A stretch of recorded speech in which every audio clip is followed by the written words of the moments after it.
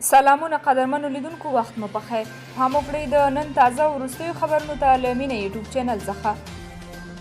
امرالله صالح وایي د کابل هغو سیمو ته به چې په دې وروستیو کې د داعش او حقاني شبکې د بریدونو ښکار شوي توجه زیاته کړي. د نوموړي په وینا هغه مشکوک کسان چې له تروریستانو سره اړیکې لري تر دې وروسته به تر علني تعقیب لاندې ونیول شي.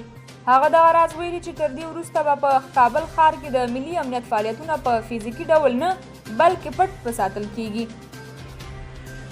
ولسمشر غني نن غرمه مهال ارګ کې په بلغاریا کې د ریاضیاتو د نړیوالې سیالۍ 2 میډال ګټونکي افغان زده کوونکي د سرو زرو میډال ګټونکي محمد نوري او د برونز میډال ګټونکي احمد نوري وستایل.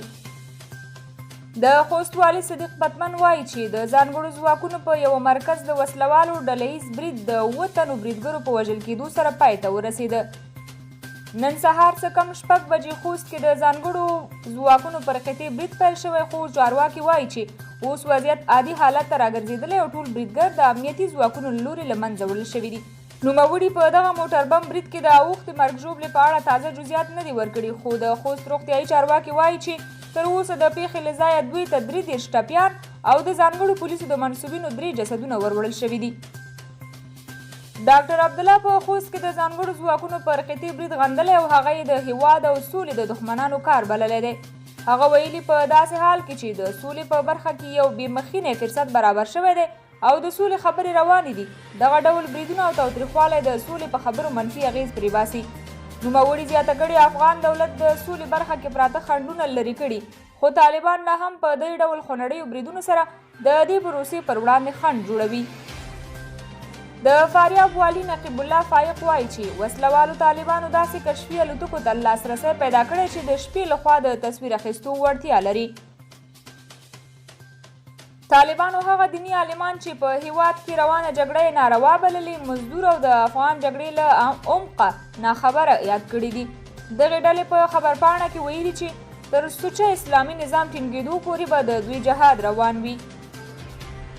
په ولسي جرګه کې د نیمروز د خلکو استازی او ولایتي شورا غړی وایي افغانستان کې پر عامه تاسیساتو په ځانګړي ډول کمال خان بند برید زموږ په ګاونډیو هیوادونو کې پلانیږي، ځکه خو تر اوسه پر یاد بندر تر 6 ډیرو بریدونه شوي دي، تر 10 ډیرو سرتیرو ته پکې مرګ ژوبله اوښتې ده.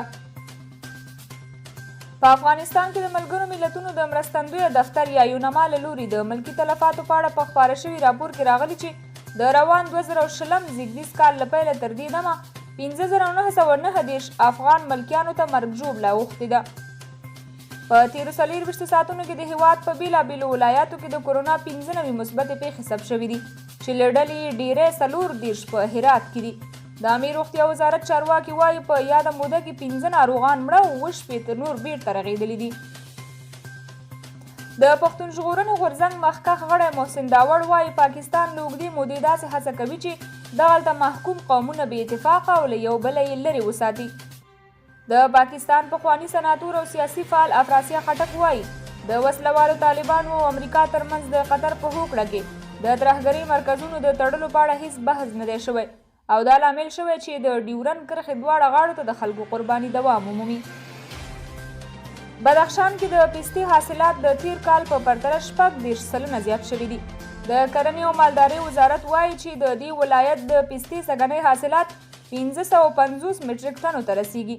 تیر کال د بدخشان د پستې له کروندو څخه 200 مټریکه پسته ټوله شوې وه. د سعودي حکومت اعلان کړی چې له راتلونکې اونۍ څخه بهرنیان هم کولی شي چې په ځانګړو شرایطو سره په دغه هیواد کې د عمرې مراسم ادا کړي. په داسې حال کې چې د امریکا ولسمشرۍ ټاکنو ته د ګوتو په شمېر ورځې پاتې دي او ټرمپ په هره کمپایني غونډه کې له افغانستان څخه د خپلو ټولو سرتیرو د وتلو خبره کوي، خو د هارتس په نامه یوې اسرائیلي رسنۍ راپور ورکړی دی چې نوموړی له افغانستان څخه د خپلو ټولو سرتیرو ایستلو لپاره هیڅ پلان نه لري. قدرمنو کتونکو دا د دې مهال مهم خبرونه، تر بیا نور خبرونه په پاک رب سپارم. د الله پامان.